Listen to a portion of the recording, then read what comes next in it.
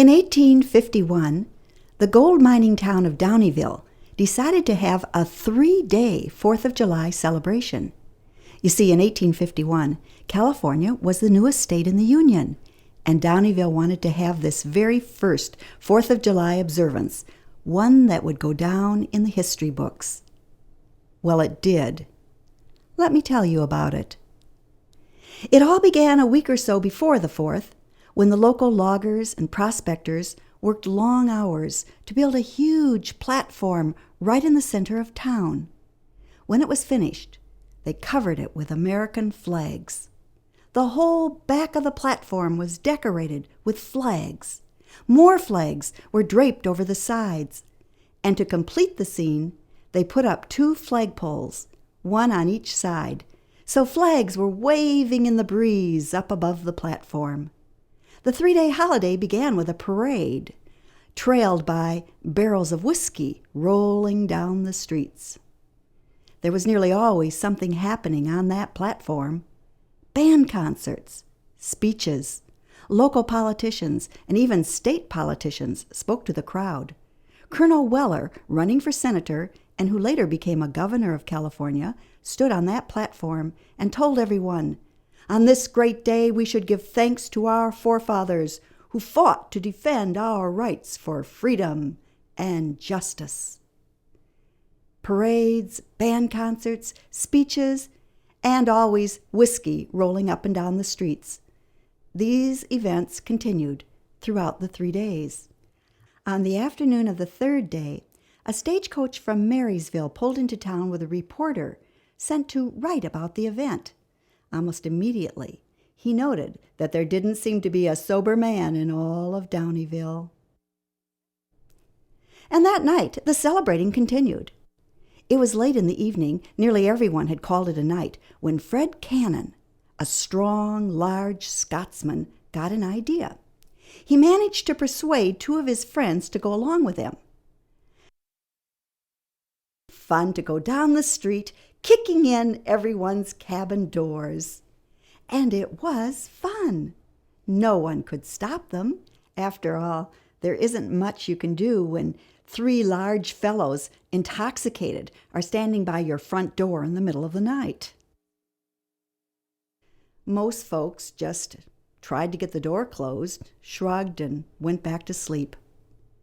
It was almost dawn when the 3 men reached the end of town and kicked open a door that led into the cabin of a young Mexican woman, Josefa.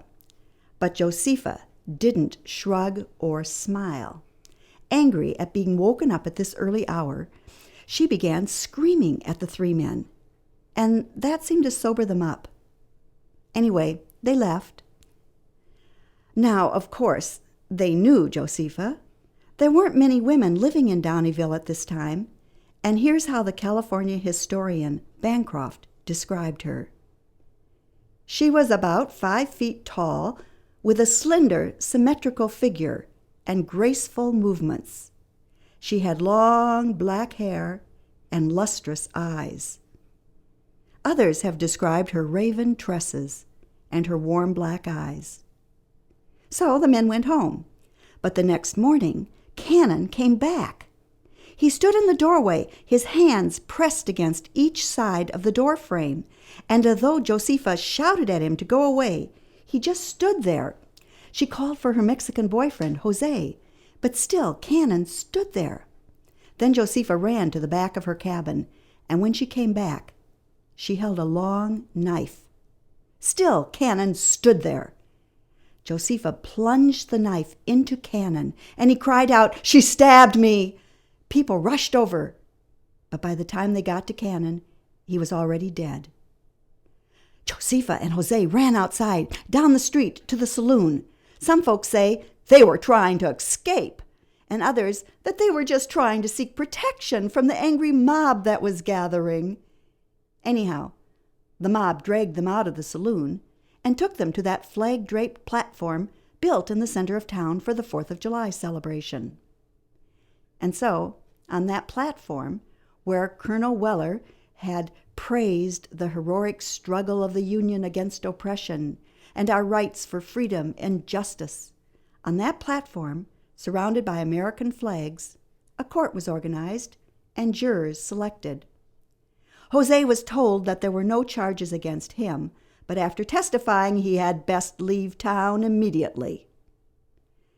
Now, a major problem was the language.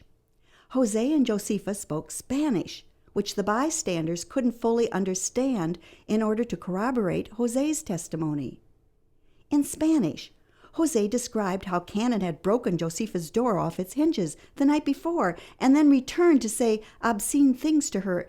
He said Cannon had approached Josefa other times and she had always found him frightening and upsetting.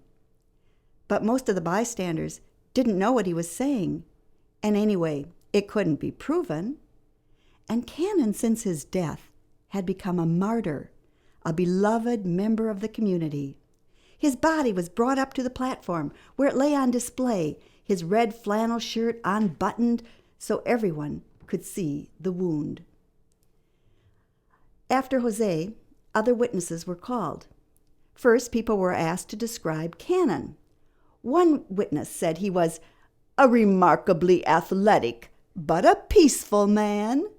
Another said he was a good old boy, a little wild at times, but without a mean bone in his body.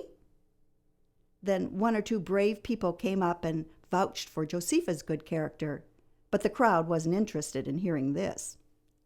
Now there was a new young lawyer in Downeville, and he stood up on a barrel so the crowd could see and hear him. He begged, "Don't be hasty. We want to be sure justice is served." But this only made the crowd laugh and jeer. Then someone kicked the barrel the lawyer was standing on, and he fell. The article that later appeared in the Marysville newspaper said his hat flew off to the right, his spectacles to the left, and the crowd roared. Then the local doctor stepped up onto the platform and testified that Josefa was carrying a child, apparently in her 3rd month. While Dr. Atkin was testifying, the crowd was shouting, "Hang her! Hang her!" The doctor was booed and jeered and screamed at. The reporter was beginning to get quite concerned about the doctor's personal safety.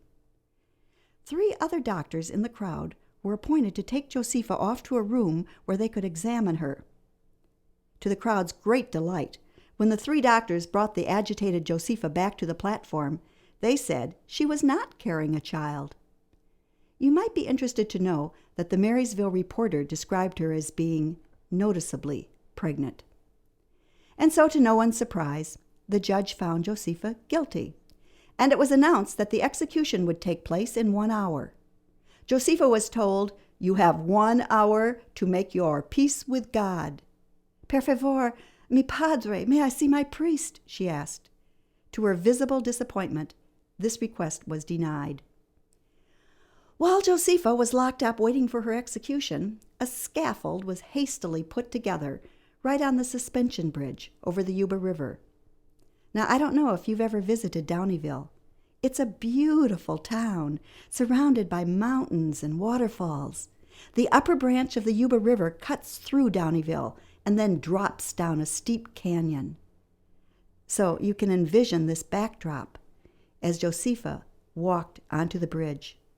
It's been estimated that over 2,000 people were there that day, watching as she walked along, stopping every now and then to shake hands with people, saying, "Adios, Señor, adios."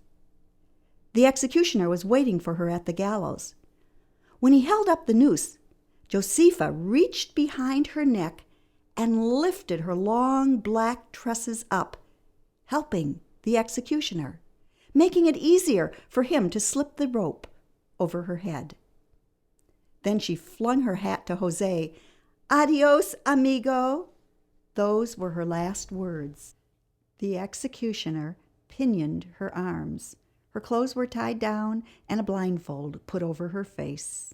Then the ropes which supported the scaffolding were cut. And there, twisting and turning between heaven and earth, hung Josefa's small body. Now, thanks to that correspondent from the Marysville newspaper, people all over the country heard about the execution. California newspapers criticized the trial. They called it a lynching. Later, someone made up a song about the event. Here are the words to the last verse. Bravely she climbed the fatal pile. To one she knew, with a graceful bend, flung him her hat, and with a smile, Adios, amigo. Goodbye, friend. Historians say that Downeville may have been one of the roughest, toughest towns in the northern gold country. And here's another historical note. The lawyer who prosecuted Josepha was a young attorney who at that time was nominated for district attorney. But after Josepha's trial, William Spear's statewide reputation deteriorated, and he ended up supporting himself by selling contraband whiskey to Indians, reportedly to support his alcoholism. And he died at the hands of Indians when he joined a group that attacked them. He was killed in the ensuing battle. Well, you can make up your own mind as to whether or not justice was served on the 4th of July, 1851, in Downeville, California. However, the distinction of whether Josepha's hanging was a lynching or a fair trial makes no difference in one fact that remains part of the history of the state of California. Josepha, or Juanita as she is referred to in legends, is immortalized as the first woman to be executed in the state of California. And I recently heard that the citizens of Downeville are constructing a model of that gallows. If you see it, let me know what it looks like and how you felt standing there looking at it.